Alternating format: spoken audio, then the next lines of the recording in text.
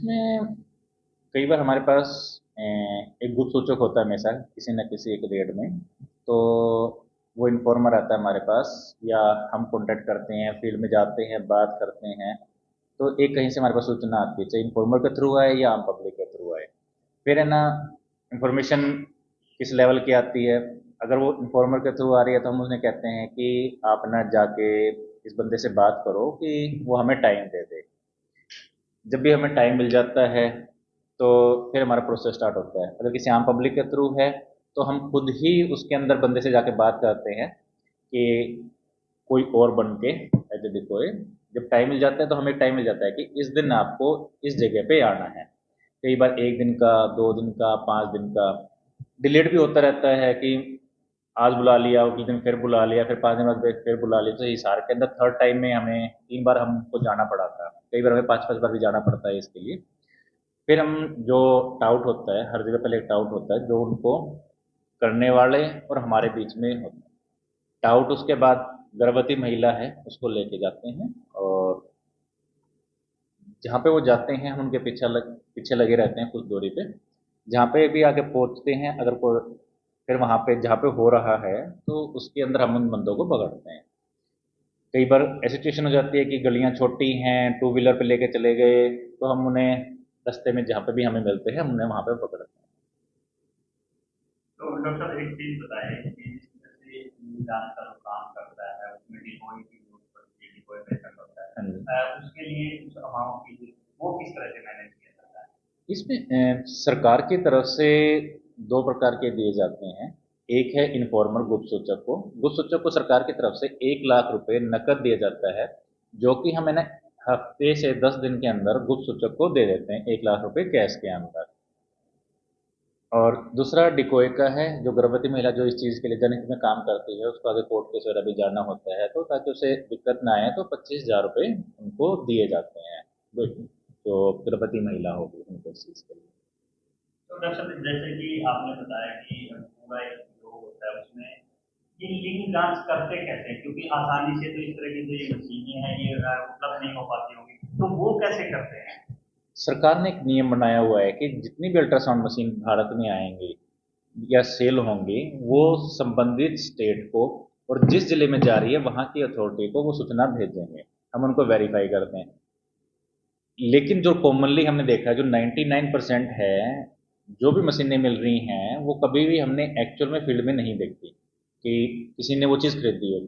जब हम उनसे बात करी तो मल्टीपल अलग अलग जगह से लेके आए, चाइना से, नेपाल से, तमिलनाडु से, दिल्ली से, इस तरह के लेके आते हैं। वो सारी सारी इलीगल मशीन्स अपने भारत में आ रही हैं, और पोर्टेबल है, सिर्फ एक फ़ोन जितने की ही उसका 5 इंच की ही टोटल मिलाकर उनकी लेंथ है, और वो आईपैड या टैबलेट से कनेक्ट हो जाती है। और उसके बाद है ना उसका लिंक जांच वो कर लेते हैं। और जितने भी करने वाले हैं ये मैक्सिमम अनपढ़ या बहुत कम पढ़े लिखे बंदे हैं कि जो ये कर रहे हैं, इसलिए उनके इसके अंदर एरर भी बहुत ज़्यादा है। और कुछ बंदे तो ऐसे हैं जिनके पास मशीन भी नहीं है, फिटर डॉपलर हो गया या कुछ इस तरह के अन्य माध्यमों से वो गलत तरीके से भी बताते हैं कि लड़के का लड़की बता दिया, लड़की का लड़का बता दिया। तो डॉक्टर साहब कितना चैलेंजिंग ये वर्क होता है? क्योंकि कहीं ना कहीं जैसे कि आपने बताया कि तंग गलियों से जाना होता है, कई बार ये है कि हो सकता है उस गिरोह में ज्यादा लोग हो, हमला भी हो जाए, तो कितना चैलेंजिंग वर्क ये ये ये रहता है? ये पहली बात, ये बिल्कुल ब्लाइंड प्रोसीजर है, हमें नहीं पता वो कहाँ जा रहे हैं। बस वो एक जगह बुलाते हैं, और लेके कहाँ जाएंगे हमें कोई आइडिया नहीं होता। जैसे कि हमने 1-2 महीने, 1 महीना पहले ही की थी, उसके अंदर हमको सिर्फ पुंडरी बुलाया। हमें लगा कि पुंडरी में ही होना है, हम पुंडरी पहुंच गए। वहाँ पे जाने के बाद कहते हैं आपका शामली जाना है। अब शामली के बाद वो आगे लेते हुए मुजफ्फरनगर पहुंच गए। अब कहाँ तो कहते से पुंडरी 12-13 किलोमीटर है, और कहाँ वो 150 किलोमीटर 3 घंटे दूरी पे लेके चले गए। जब वहां पहुंचे एक जगह गाड़ी खड़ी कर दी, फिर एक बाइक पे बंदा लेने वाला आया, वो से छोटी छोटी गलियां थी एक गांव की, उसके अंदर वो लेके गया। तो वहां पे मेरा वो लॉस भी हो गया था। और इसके अंदर 5-7 बंदे आमतौर पे होते हैं, तो बड़ा डिफिकल्ट है उसको कैच करना, खासकर तंगलियों में, कोई हाईवे। सेफ्टी कर कुछ टाइम हो जाता है, परंतु है ना हम इतने फोर्स के साथ जाते हैं तो उसमें सेफ्टी रहती है। वर्तमान में मेरे साथ बाई चांस पिछले 6 सालों में इस तरह की सिचुएशंस नहीं हुई हैं। कहीं होने की भी हुई तो हमने आम पब्लिक से बात करके उनको बड़े आराम से समझाया, तो हो गई है। लेकिन एक बार जरूर होने लग गया था हमारे साथ, लोकल पुलिस आ लोकल पुलिस हमारे साथ साथ होती है, मतलब सीआईए हमारे साथ जाती है, चाहे हम कहीं पे भी जा रहे हो। अगर हमको टाइमली पता हो कि इस डिस्ट्रिक्ट में जा रहे हैं तो उस डिस्ट्रिक्ट को भी हम पहले इन्फॉर्म करके चलते हैं कि हम आपके पास आ रहे हैं, तो आप भी अपनी फोर्स को तैयार रखना। तो हरियाणा में तो किसी प्रकार की दिक्कत नहीं होती, पर तो डेफिनेटली जो उत्तर प्रदेश जा रही हैं, गाँव में जा रहे हैं, खेतों में जा रहे हैं, वहाँ पे जरूर इस चीज़ की परेशानी की संभावना रहती है। कोई पेशेंट आता था। ये इसके अंदर बड़ा मोटिवेशन ज़रूरत पड़ती है उनको मोटिवेट करने की, तो लेकिन बहुत कम इस चीज़ के लिए रेडी होते हैं। बंदे ये तो चाहते हैं कि हमारा हो जाए अल्ट्रासाउंड, परंतु हम कहते हैं कि आप डिकोय बन के चलो, तो उसमें थोड़ी हेजिटेशन रहती है कि कोर्ट के अंदर एक आमतौर पर लोग जाना पसंद नहीं करते, तो परेशानी रहती है। परंतु हमें फिर भी कुछ महिलाएं जो इस चीज़ के अंदर वाकई में विश्वास करती हैं वो मिल जाती हैं। अभी हमारी एक पीछे से आशा वर्करी थी, वो 2 बार हमारे साथ गई, सेवन से थी। पहली बार वो अपनी सेकंड प्रेगनेंसी में गई और तीसरी बार में उसकी फिर प्रेगनेंसी में गई। सेकंड प्रेगनेंसी में उससे लड़की बता दिया था, लड़की ही हुई उसके। थर्ड प्रेगनेंसी में बाई चांस उसके लड़का हुआ है। तो ऐसे भी हमारे पास ऐसे मिल जाते हैं हमें। जैसे कि एक अमाउंट जो है वो दिया जाता है कोई को भी या फिर जो इन्फॉर्मर होता हाँ है, जी, तो वो कितना अमाउंट है? 1 लाख रुपए नकद दिए जाते हैं गुप्त सूचक को, और 25,000 रुपये डिकोय के खाते में जाते हैं। तो उसकी जो पहचान है वो इन्फॉर्मर को इन्फॉर्मर की पहचान वो इसलिए नकद रखे गए हैं, अगर हम किसी अकाउंट में ट्रांसफ़र करेंगे तो वो बंदा आरटीआई वगैरह लगा के कौन से किस में गया तो निकाल सकता है। इसलिए हम गुप्त सूचक का नाम कभी भी अपने किसी भी डॉक्यूमेंट के अंदर नहीं रखते कि क्या है। तो लोग आगे आ रहे हैं।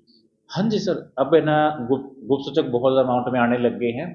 और कुछ बंदे ये भी मान कर चलो भुगत भोगी होते हैं कि एक के परिवार में कोई करवा के आ गया, वो खुद सामने नहीं आते, उनका कोई जानकार आ जाता है, वो बताता है कि ऐसे ऐसे करके हो गया है, फिर हम उसके अंदर आगे कार्रवाई करते हैं। तो क्या लिखना और बात से फर्क पड़ता है? जब ये मूवमेंट स्टार्ट हुई 871 हरियाणा का था, तो पिछले साल 917 हरियाणा का सक्सेसर रहा। कैथल का पिछले साल 921 रहा स्टेट के मुकाबले। इस साल थोड़ा सा कम हुआ अभी तक, परंतु हम अग्रसर हैं इसमें आगे बढ़ाने के। हमारे कैथल के अंदर नॉर्मली जो मिड ईयर होता है उसमें थोड़ा सा कम ही रहता है। पिछले साल भी 890 था, इस बार 889 है। इस महीने के जो अभी जुलाई गया है उसके अंदर हमारी सक्सेस थोड़ी सी बढ़ेगी। हमने पोर्टल चेक किया है तो उम्मीद है। और फिलहाल 2 दिन हुए हैं, 2 दिन के अंदर 45 फीमेल्स हुई हैं पैदा और 32 मेल्स हुए हैं 2 दिन के अंदर। तो डॉक्टर साहब जैसे कि जो पोर्टेबल मशीनें हैं वो कहाँ से लेके आते हैं इनका? इसमें एक एक एक बार हमें कंफर्म मिला था, जब बंदा बेचने वाला था, 2019 का हमारा केस था, हमने असल में रेड की थी, तो उस समय एक बंदा था इस दिल्ली से द्वारका में, उसने वो उपलब्ध करवाई थी। तो उसमें पुलिस ने बड़ी अच्छी इन्वेस्टिगेशन करी और हम वहाँ तक पहुँचे। मैं खुद भी गया था दिल्ली, उनसे बात की। वो उसने बताया कि वो चाइना से लेके आया था। अब मैंने एक बार हमने उत्तर प्रदेश उत्तर की थी, उत्तर प्रदेश से बंदा आया हुआ था, हमने उससे बात की। उसने बताया कि मैं तमिलनाडु से लेके आया था। मैंने तो ना परंतु इन्वेस्टिगेशन में कभी भी ना एक ही बार ये हुआ है कि मशीन का ओरिजिन मिल पाया है। तो गेट कीपिंग नहीं होती इस तरह की कोई जिस तरह से वो चाइना से लेके आते हैं बीच में? बाय भारत सरकार के रूल्स हैं, कोई भी चीज़ लीगल रूप में नहीं आ सकती। अगर कोई बंदा चाइना में जाके खरीद के ले आया, और एक सिर्फ मोबाइल के जितना तो साइज है। तो क्या कहना चाहोगे, लोगों से क्या कहना चाहिए जो लोग इस तरह के यानी लालच में आके व्यवसाय का लालच यही कह सकते हैं करवाते हैं, तो उनको क्या कहना चाहिए? मेरा तो बस इतना ही कहना है कि लड़का लड़की दोनों बराबर हैं। हमको इस तरह के काम नहीं करने चाहिए कि जो समाज के खिलाफ हो। एक रेड में मेरी खुद की वाइफ भी डिकॉय बनी थी, उसमें भी सिचुएशन ऐसी हुई थी कि रात को 9:30 बजे इन्फॉर्मेशन आई थी कि सुबह जाना है, और मेरी वाइफ ने कहा क्या हो गया, मेरे को 9 बजे सोने की आदत है। तो बोले ऐसे ऐसे करके सुबह हमको 3 बजे निकलना है और डिकोय बाई चांस बाहर है। तो वाइफ कहती चलो मैं तुम्हारे साथ चलती हूँ, और वो गई। हमको हर एक कोई चीज़ सोचना चाहिए। हमारे को लड़की बताया था, आज मेरी सेकंड बेटी हुई है और मैं बड़ा खुश हूँ। और इसमें भारत सरकार को अगर इसमें एक्ट में अमेंडमेंट करती है जो इसके पनिशमेंट वाला है तो वो बहुत अच्छी बात होगी।